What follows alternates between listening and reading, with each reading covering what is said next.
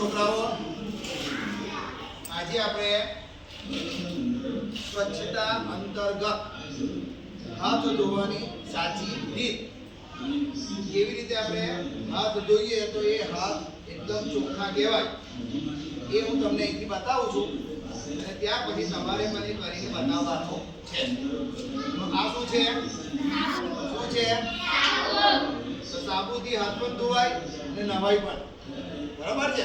તો આપણે કોઈ પણ કામ કરીએ, ધારો કે આપણે શૌચ ક્રિયા ગયા તો પણ આપણે હાથ ધોવા જોઈએ.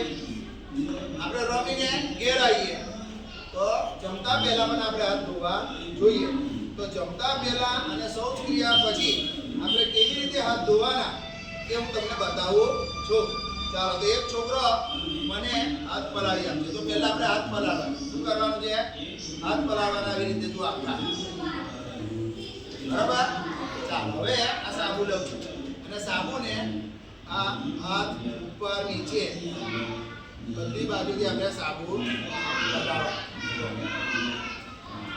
સાબુ લગાવી દીધો. હવે એને બરાબર ઘસવાના છે. બરાબર ઘસવાના છે. જોજો કેવી રીતે ઘસવું છે. પહેલા બે પંજા ઘસવાના. જોજો બધા, પછી તમારે ફરી બતાવવાનું છે. પહેલા બે પંજા ઘસવાના સામ સામે. ત્યાર પછી આંગળીઓ પોળી કરવાની, આંગળીઓ ઘસવાની. જોજો બધું, આંગળીઓ પોળી કરવાની, આંગળીઓ ઘસવાની. ત્યાર પછી 5 આંગળીઓ ભેગી કરવાની, આ હાથની અને આની હથેળીમાં ઘસવાની.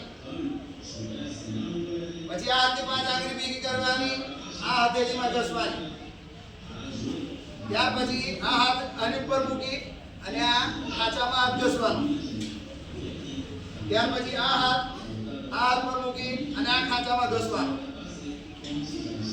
ત્યાર પછી ખાલી અંગૂઠો ઘસવાનો. ત્યાર પછી કાંટા સુધી ઘસવાનો આખો.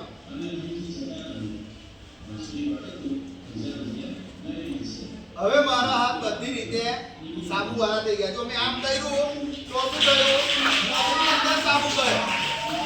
તો નખમાં પણ કશું હોય તો આમ કરવાથી આ નખની અંદર સાબુ ગયો. આ અંગૂઠાની ગેપમાં સાબુ ગયો. આ આંગળીઓની ગેપમાં સાબુ ગયો. આ આંગળીઓની ગેપમાં સાબુ ગયો અને હથેળી સુધી સાબુ ગયો.